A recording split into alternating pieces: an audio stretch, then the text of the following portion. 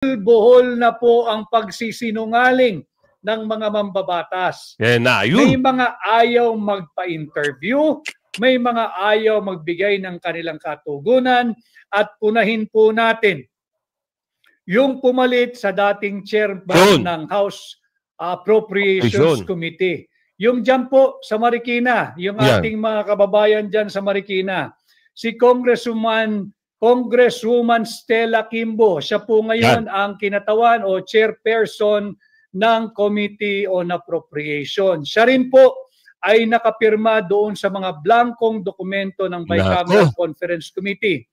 Nagdipa na po ito, viral po ito sa social media, yung report din po muli ng UNTV na kung saan hinihingan siya ng pahayag at ayaw po niyang magbigay ng pahayag at dali-daling umalis, meron daw po siyang rush. Nasaan na ngayon ang angas nung chairman ng House Committee on Appropriation? Nasaan na ang angas ni Congresswoman Kimbo? Mga blank spaces o blank appropriations dahil natuklasan niya ni Congressman Pete Ugab dahil isa siyang kongresista. At dati siyang chairman ng Appropriations Committee ng Kongreso, ng Lower House. So, ang fast forward tayo, no, bago natin balikan yung budget process, sa nagsisimula at sa nagtatapos. Ang pinag-uusapan na lamang dito, kasi maliwanag na yung BICAM report, pirmado, nakita ko mismo yung, at least yung BICAM report ng Senado, na hindi naman ito magkakaiba sa BICAM report ng House, kasi product yan ng Bicameral Conference Committee deliberations. Now, meron talaga mga blank spaces doon na parang nasa 12-13 pahina. Committee report that there are 13 pages with 28 blank items. Then yung blank items na yon, magtataka ka, pagdating sa GAA, walang blank items. Wherein, yun naman ang na-agree nila, di ba? Na-agree na version. So, question, who filled in those blanks? Yes. Good morning sa ating mga kasama. Nandito na naman si Kuya Goods nagbabalik. At syempre, kung di ka pa nakasubscribe sa ating channel, pa-subscribe na lang po at hit mo na rin yung bell para lagi kang updated sa ating mga video. Grabe, no? Lagi nilang sinisisi si BP Sara. Pati sa BICAM, sinisisi pa rin nila si BP Sara. Bakit? Oo. Baka gusto nyo naman i-divert ang usapan. Ang mga usapin. Sabi rito, BP Sara sinisisi sa BICAM report ng mga kongresista na sisi na naman si Baculaw. Sino? Yung title sino yung Baculaw? Sino namumuno? Ayan basahin nyo. Claims of blank and rise in budget aim to restore BP Sara found. Bakit? Magagaling kayo? Lahat na lang kay BP Sara. Yan ang abangan natin, kung ano yung kwento ni Chikadora dito. At tandaan nyo mamaya, malalaman nila bakit nagsisitakbo itong mga Baculaw na babae, yung bagong appropriate chairman. Bakit ka nagtakbo, hindi mo sinagot yung yung mga media? Bakit ka nagkakaripas na eskapuhan? Sagutin mo kasi ikaw ang bagong chairman, di ba? Ikaw babaita ka. Kilala niyo yung babaita na taga Marikina. Di ba? Appropriation. Yan ang mga usap-usapan. Dapat hindi mo tinatakbuhan. Pero ito, mabalik tayo dito kay Chikadora. Pero bago tayo magsimula sa ating talakayan at reaksyon, isang like, isang share, isang subscribe. All good sa po tayo dyan. Kaya i-like at share ang video. Chikadora! Si Robin pala ito. Robin, ano ba ang pwede mong malaman? Pwede mong ikwento para malaman natin kababayan. Bagong-bago ba ito? Papasok. Talagang malaki na ang sapak sa ulo ng isang kongresista na ito na si Paulo Ortega. Totoo yan. Kasalanan na naman ni Vice President Sara at sinisisi si Vice President Sara kung bakit nagkaroon ng mga blankong pages sa BICAM report. Adik ka ba, Paulo Ortega? At bakit parang kasalanan ni Vice President Sara na magkaroon kayo ng BICAM report na blanco? Bakit parang kasalanan ni Vice President Sara? Adik ka ba? Oo nga pala. Hindi ba't ang sabi ninyo, kumasa kayo sa drug test na nais ni Vice President Sara. O nasa na? Hanggang ngayon, wala pa. Kaya siguro ganyan ang utak mo, Paulo Ortega. Hindi ba dapat ang mga pumirma sa BICAM ang siyang dapat sasagot? Ngunit itong si Stella Kimbo ay tinatakasan ang mga katanungan ng mainstream media. Karapatan ng taong bayan na malaman ang patungkol sa BICAM report na blanco. Yan. Tapusin lang natin yung ads, mga kasama, ha? Yan. You see, wala pang nilabas si Vice President Inday Sara ng mga videos na hawak niya against those people na pilit siyang pinapabagsak. Now, these very people are self-destructing on a national scale like no other, without Inday lifting a finger or releasing the scandalous videos. They are accusing her of something na sila mismo ang mas malala pa ang ginagawa before our very eyes. Transparency and accountability? Manalamin muna uwi. The House of Representatives has a bad reputation talaga pagdating sa pagbalangkas ng national budget. Tama. They attempt also the same in 2019. Ito na mismo si former Senator Ping Lacson na nagsabi. Kaya mamaya, abangan nyo kung ano yung interview, ano yung balita. Mismong si Ping Lacson na nagsabi.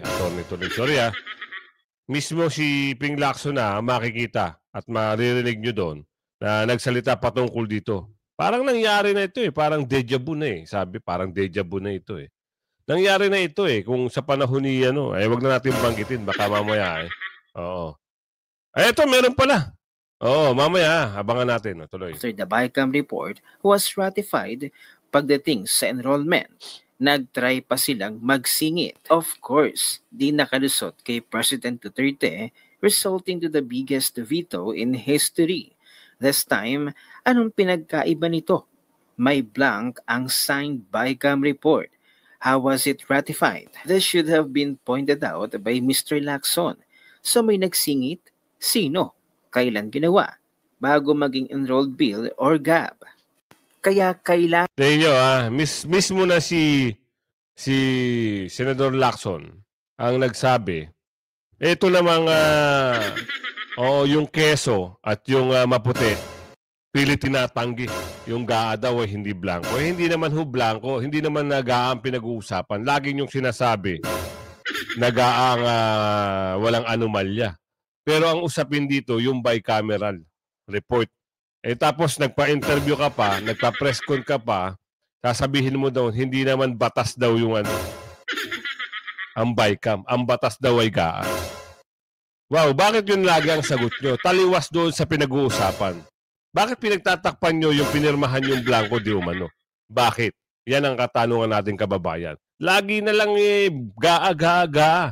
Hindi naman GAA ang usapin Ano ba ang unang siniwalat? BICAM. Puro kayo GAA. Tapos yung sinabi nung nakaupo ngayon, GAA rin. Wala naman daw anomalya. Sinabihan pa na, hilaing. Sinabihan pa si Tatay Digong ba, matindi kayo. Ibang klase kayong magkakampi-kampihan na dyan sa mga, grabe. Agan ilabas ng Congress ang enrolled bill or GAB so we can all compare versus ratified BICAM report. Clearly, may maling nangyari sa proseso. Ayan kasi walang real transparency and accountability. Patago ginagawa. Lumalabas talaga ang baluktot na kagawian di mapipigilan. The Filipino people deserve an answer. Na that kind of palusot ni Chis Escudero. Hikes, Chis Escudero, nakakahiya. P.S. I may have some disagreements with Ping Lacson. I debunked his statements before, which by the way still unresponded. Pero pagdating sa budget process, papakinggan ko siya because he has an established reputation when it comes to budget scrutiny and first-hand information ang sinasabi niya. So ihiwalay natin ang issue ng Concurrent Resolution number 10. At sa video na ito na isiniwalat ng isang waray na kababayan ni Romualdez, Dito natin mapapatunayan na talagang sakim at gahaman sa pera ang mga Marcos at Romualdez. Nagkaroon ng pagtaas ng pondo ng patago. Talagang pinagkaisahan si Vice President Sara para lamang sa pera. Narito ang full video, panoorin natin. Ganito ang usapan ng mga mangmang pagdating sa billion at milyon na mga pondo na ibinibigay sa posisyon sa gobyerno. Ang pinakakurap dito ay si BP Inday na may pinakamataas na pondo sa history ng Vice President. Dahil ang kay BBM ay 10.4 billion publicly deliberated budget. Siyempre si BP Inday dahil pinakakurap sa kanya yung pinakamalaki, 733 million. Ang kay Escudero ay 12.8 billion. Ang kay Tambawaldas ay 16.3 billion. 15.8 billion secretly deliberated budget ang kay BBM. Ang laki ng itinaas. Ang kay BP Inday na pinakakurap 733 million ang kanyang budget sa OBP. At syempre, ang kay Escudero ay tumaas ng 1 billion. Naging 13.9 na ang kanya. At yung kay Martin Romualdez mula sa 16 ay dumoble, ay nagtriple sa 33.6 billion. Diba? Mas malaki pa yung kay Waldas, Tambawaldas Buaya kaysa kay sa presidente. So sa BICAM report, 5.4 billion ang in-increase ng kay BBM. Ang in-increase naman ng kay Chis Escudero ay 1.1 billion. Ang pinakamataas talaga na itinaas dito ay yung kay Tambawaldas na 17.3 billion. Yung kay BP Inday, dahil pinakakurap, impeachable siya, dahil siya yung sinisigaw na impeach, kay kurap siya, zero budget, di ba? Zero ang in-increase. Yan ang usapan ng mga mangmang na mga loyalista, talyanista. Kaya nga mali sila ng sinisiraan eh. Mali sila ng pinaratangan na nilustay daw di umano ni BP Sara yung 125 million in just 11 days. Eh ito kasi, ang sabi sa balita, ito ay binigay nung nakaupo. So meaning to say, lilipas na yung taon, alam mo naman ang budget, kailangan mo maubos yan within the end of the year bago ka mabigyan ng panibagong pondo. Diba? Kailangan mo ubusin yan. Inubos ni BP Sara, pinamigay. Pinamigay sa mga tao, sa OBP, sa mga nangangailangan ng medical assistance, rural assistance, pinamigay. Tapos sa DepEd, diba? Ang dami siyang pinaayos. Ngayon, ang problema dito, yung rural sa medical assistant ni BP Sara, walang pondo, hindi binigyan. Marami ngayon na nagagalit. Kasi marami yung nagkakasakit, may karamdaman na humihingi ng tulong sa OBP. Tapos walang budget. Siniraan na sila si BP Sara kasi, para maalis si BP Sara at ma-disqualify o ma-impeach para wala silang kalaban sa pagnanakaw nila. Yung diba? Nakakagigil eh. Yung matinong tao, sisiraan nyo, hindi nyo alam, bangong-bango ang mga Pilipino, ang milyong-milyong Pilipino sa ginawa ng mga Duterte at ginawa ni BP Sara. Tapos sisiraan nyo. Ngayon, lahat ng paninira nyo, tanggapin nyo. Kita nyo naman nangyayari sa kanila, mga kasama. Kahit konting post lang nila sa social media, puro tawa ang mga tao. Laughing emoji, nakikita nyo doon. Pansinin nyo yung mga post ng mga media na mga kulangot. Pansinin nyo, tinatawanan lang ng ating mga kababayan. Kaya tignan natin kung ano yung usapin dito. Kasi nagbalik na, parang nagbalik daw na. Parang nangyari na dati, deja vu nga, ika nga eh. Kaya may interview dito si Ping Lacson kung ano masasabi niya dito sa BICAM na ito. Para mas maganda malinaw, O, pakinggan nyo mabuti mga kasama ha. And si Senator Panfilo Fing Lacson, dating senador na ngayon po humaharap ulit sa bayan bilang kandidatong senador. Sapagkat sabi po ng ating kagalang-galang na senador na ito, yun hong nangyari sa 2025 budget na pinirmahan na ng Pangulo pero may lumabas na yung bicameral report ay maraming blanco na may pirma na ng ilang mga senador at mga congressman na kasama sa BICAM. Ang sabi ni Senator Ping, the Filipino people needs an explanation. No. Kaya atin nung inanyayahan, nagpapasalamat tayo sa pagpapaunlak sa ating Senator. Nako mga kasama ha.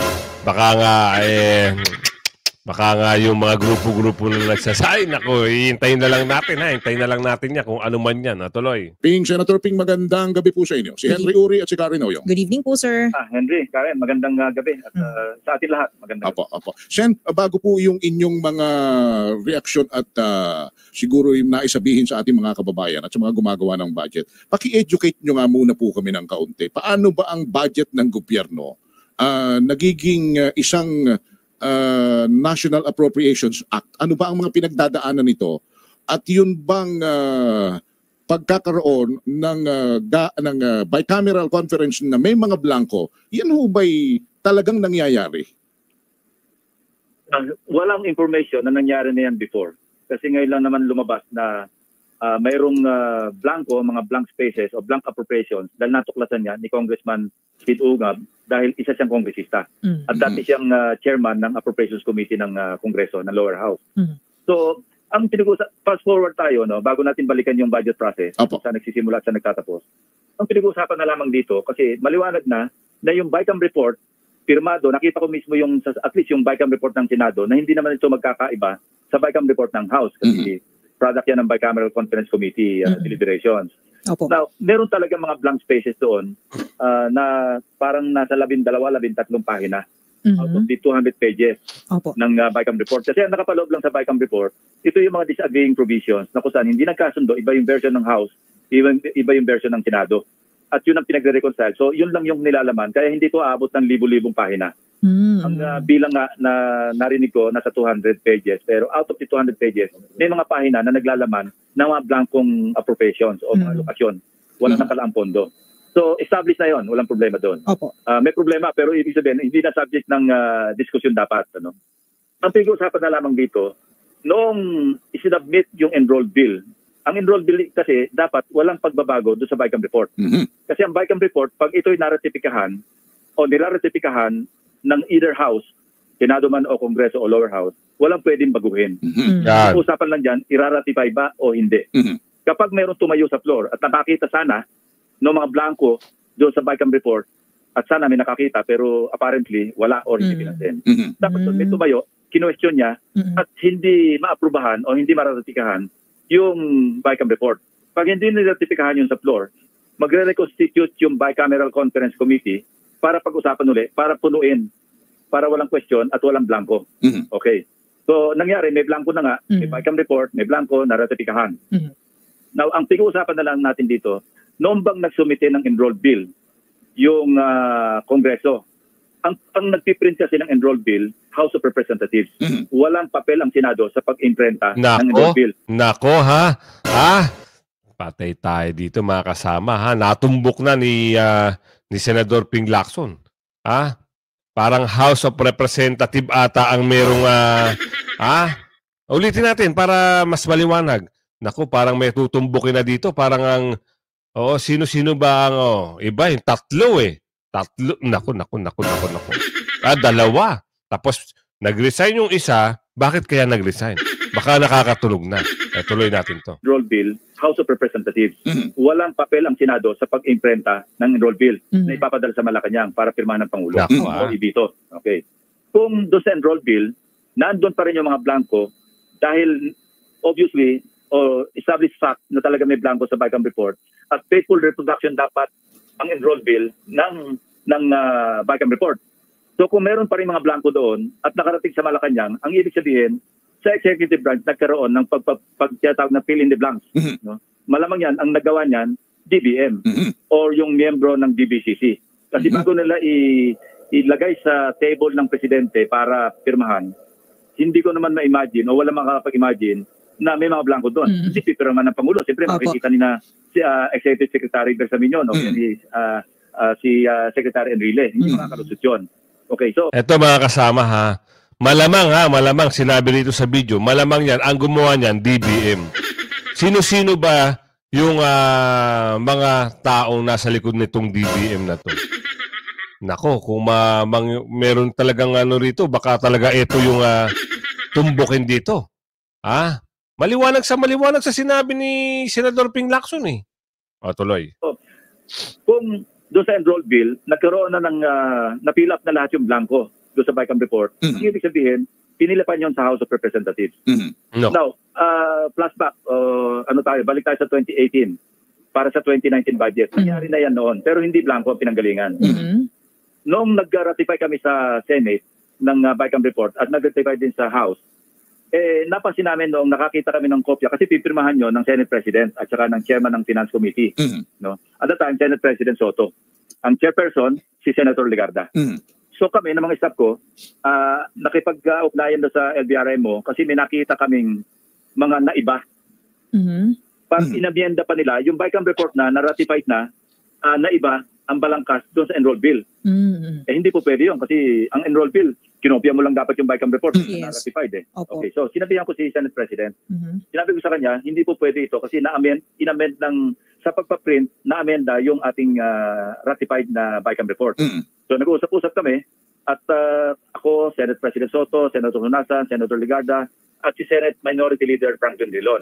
Kasi kung kami lang mag-uusap, wala namang abogado sa amin. So sabi ko, tawagin natin si Frank para magkonsulta tayo. At para na rin may kaalaman yung minority bloc. Opo. Ang sinadjust yung Senator Drilon, napakaganda. Sabi niya, kasi kung hindi pipirmahan ni Senate President Soto yung enrolled bill, siya ang bubuntunan ng sisi pag nag-reenacted budget. Dahil siyempre, abutin ng Enero, December, oras ng peligro na yun. Mag-break na yung Kongreso, session break o Christmas break. So sabi ni Senator Drilon, pirmahan mo yung enrolled bill pero i-qualify mo na ang saklaw lang ng iyong pirma yung na-ratify na BICAM report, hindi yung kabuuan ng enrolled bill kasi naiba. Kasi ito na 75 billion pesos na parang amendment. At the same time, tinawagan namin si Executive Secretary Bingbong Medialdea. Sinabi namin yung problema, pipirma namin to, papadala dyan, babalik sa House, pero tingnan nyo lang yung annotation na merong sinasabi doon, si Senate President Soto, na hindi kabuuan ng enrolled bill ang kanyang pinipirmahan.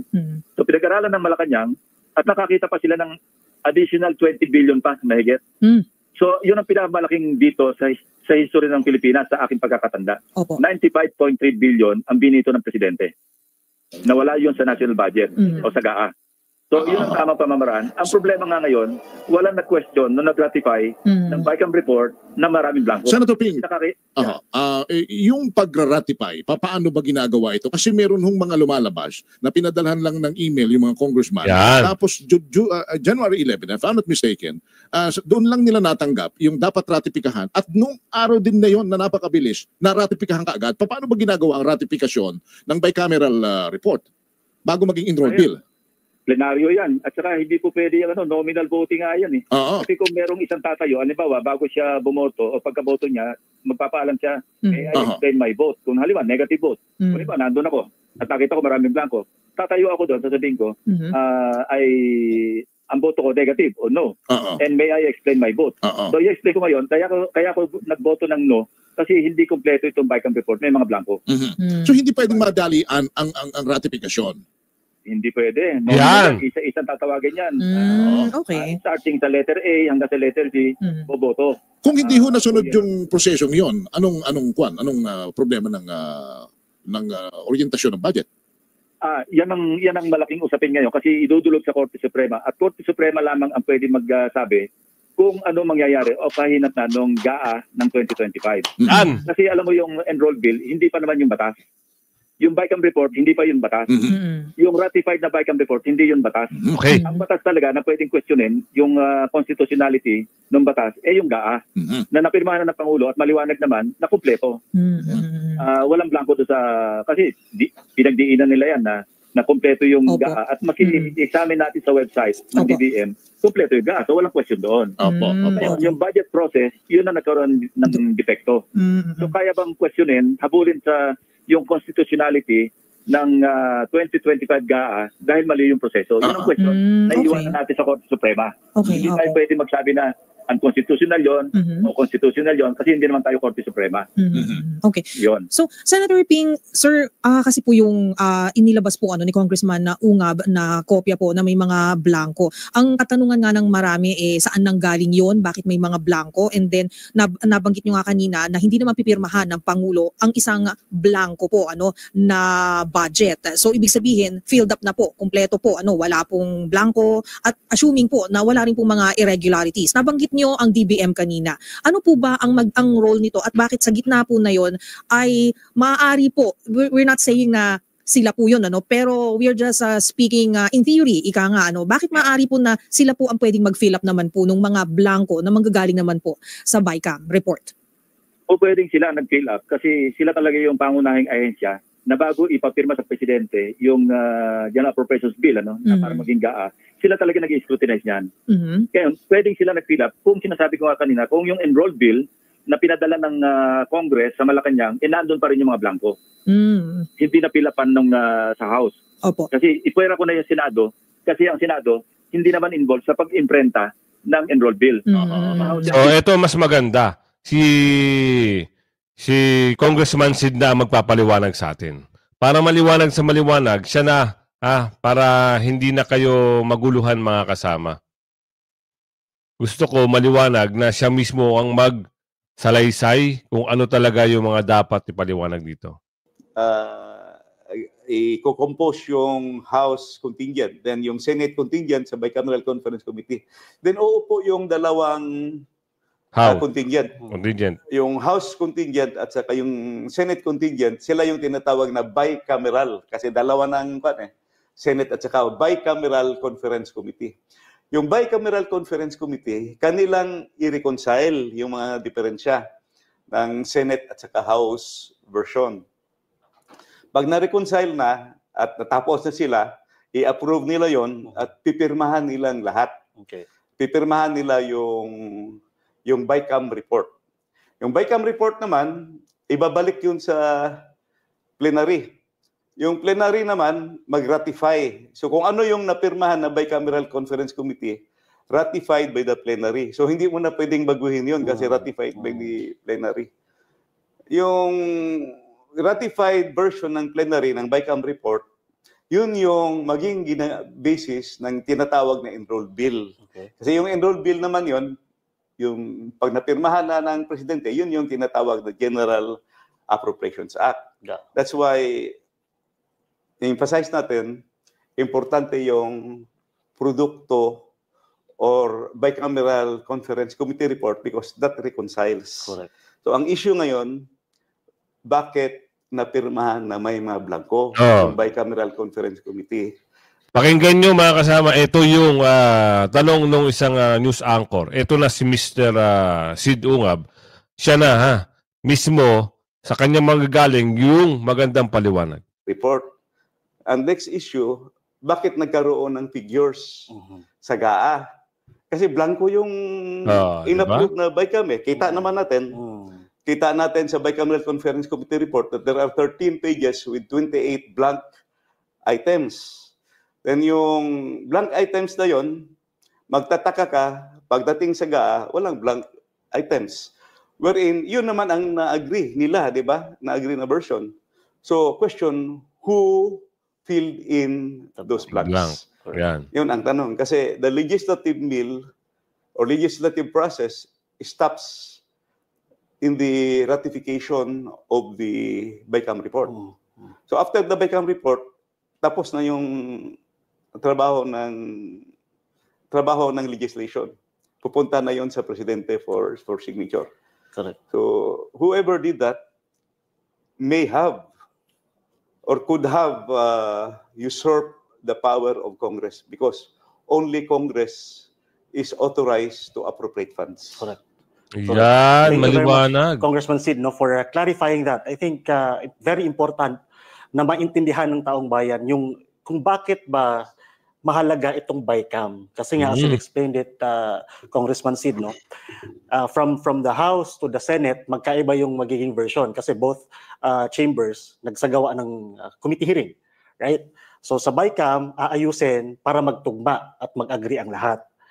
In your years of experience, Kong Sid, as you've mentioned, this is the first time you've been chair sa Operations Committee and sa time mo dyan sa Congress, sa BICAM report, kompleto talaga ang lahat ng item at data. Kompleto yan because yan yung magiging basis ng legislation eh. Correct. You cannot have a legislation that has blanks. Correct. And the basis is the Bicameral Conference Committee report. In my 15 years in Congress, wala akong na-encounter pa na blank items except ngayon lang. Itong sa 2025 GAA. Correct. And that is exactly why we are raising this question. Bakit may blanco sa bicameral report? As you've said, this is the first time and very important kasi kung blanco yon doon, and I think maraming nga nasasabi na these are just fabricated, trying to sow intrigue and controversy. But the truth of the matter is, Kong Sid, hindi lang naman ikaw yung nagsabi, actually, from last week, na may blanco nga. Even some lawmakers now are coming out and saying na may nakita nga sila na bicameral report na may blanco nga. And even news media outlets are already reporting that. And I think that's a valid question to raise, no? Na bakit nga ba may blanco? And that's the start of all this discussion. And right now we are also lucky, no, that we are joined by the former Secretary of the Department of Budget Management. I think there's wala nang ibang mas credible pa na pwedeng sumama sa usapin na to, Kong Sid, no? To also get his thoughts on this matter. Attorney Wendell, you've heard sides, no, the discussions on this particular issue. What is your take on this, sir? Being, being the main guy before who also looks into the budget of the government. Maraming salamat, Harvey. Gusto ko lang situate ang sarili ko. No? On the part of DBM, what is its involvement? Correct. Now, from the very start, as already intimated and discussed by Congressman Sid, ang may poder talaga o kapangyarihan na gumawa ng budget base sa Philippine Development Plan at sa Medium-Term Development Plan at base rin sa kung magkano ang pwede talagang gamitin pera para matugunan ang mga pangangailangan ng bansa. Yun yung dadaan sa DBCC yun. Kasi una bes, ang Department of Finance magsasaad kung magkano lang ang available at magkano uutangin. Dahil kasi, whether we like it or not, meron yung tinatawag na automatic appropriation na gusto man natin o hindi, kailangan, sovereign, obligation. At saka, yung tinatawag na General Administrative Support Services, kasi tatlong aspeto sa budget preparation yan. Yung MOE, or maintenance and operating expense and other expenses, at saka yung capital outlay, no? So, yun. Ang kabuuan nun, yun yung tinatawag na National Expenditure Program. Yun. Which the President i-recommend niya sa Kongreso. Nako. Kaya nga dadalhin yun sa House of Representatives. Nako. Kasi sila yung talagang may power naman na mag-appropriate. Alam na ito mga kasama. Alam na, natutumbok na kung sino ngayon ang dapat sisihin dito. Bakit nagtatakbo yung babae? Bakit nagtatakbo yung isa at nag-resign?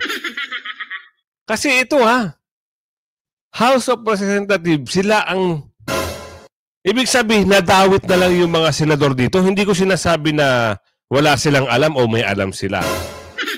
Wala tayong sinasabi na may alam sila o wala silang alam. Pero, dapat kasi, binusisi nyo rin kung may blanco o wala. Ngayon, eto na. Nagkakabukuhan na. Na-interview na yung dating former DBM, yung mga taga-DBM. na tatanong na dito. At alam na alam ito, nung kanina nagsalita na si Senador Ping Lacson. Ngayon, alamin natin kung ano yung pahayag, bakit nagtatakbo. Dapat kailangan sagutin eh. Sabi ni Attorney Vic sagutin nyo. Huwag kayong maglaglagan. Sino ba ang ano dito?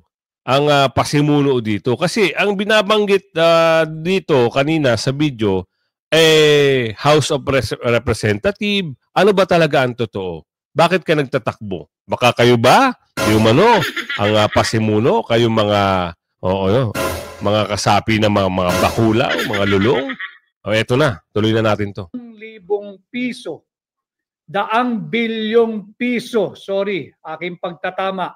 100 bilyong piso ng pera po ninyo ay sadyang iniwang blanco. Nagkakabuhol-buhol na po ang pagsisinungaling ng mga mambabatas. May mga ayaw magpa-interview, may mga ayaw magbigay ng kanilang katugunan, at punahin po natin yung pumalit sa dating chairman ng House Appropriations Committee. Yung dyan po sa Marikina, yung ating mga kababayan dyan sa Marikina, si Congresswoman Stella Kimbo, siya po ngayon ang kinatawan o chairperson ng Committee on Appropriation. Siya rin po ay nakapirma doon sa mga blankong dokumento ng Bicameral Conference Committee. Nagdipa na po ito, viral po ito sa social media, yung report din po muli ng UNTV na kung saan hinihingan siya ng pahayag at ayaw po niyang magbigay ng pahayag at dali-daling umalis, meron daw po siyang rush. Nasaan na ngayon ang angas nung chairman ng House Committee on Appropriation? Nasaan na ang angas ni Congresswoman Kimbo? Yung angas na ipinakita mo nung sinisira mo ang pagkatao ni Vice President Inday Sara Duterte. Tama. Nasaan na ang tapang mo? Nasaan na yung giliw mo, yung kisig mo? Pag nagfa-fashion show ka dyan sa Kongreso, tangan-tangan ang iyong milyong-milyong pisong halaga ng mga bag, ng mga relo. Nasaan ang tapang mo? Bakit hindi ka ngayon humarap at magpaliwanag sa sambayan ng Pilipino saan ninyo dinadala ang daan-daang bilyong pisong pera ng mamamayang Pilipino? Yan ang sagutin mo at wag mo kaming bigyan lamang ng salitang meron kang rush. Meron pa bang hindi rush dito sa ginawa ninyong pangbubudol sa mamamayang Pilipino? Atin po silang panagutin, atin silang singilin ng malinaw at katanggap-tanggap na paliwanag. Hanggang ngayon po, mag-iilang araw na mula nung expose. Ayan mga kasama, lagi ko sinasabihan, lagi kayong tututo kasi ito, bukuhan na ito eh. Nagsalita na si Senador Ping Lacson, nagsalita na yung dating taga-DBM, at sino ang tinutumbok dito? Sino daw ang may kakayahan at kapangyarihan na gumawa niya? Nako po, eto na. Bakit nagtatago kayo ngayon? Bakit kayo nagtatakbo? Mamaya nga hapon, abangan nyo uli yung upload natin ha. Meron po tayong upload, kaya kung hindi ka pa nakasubscribe, mag-subscribe ka na. Huwag kang pahuli sa mga balita, issue at reaksyon ng bayan. Hanggang sa muli, bye-bye!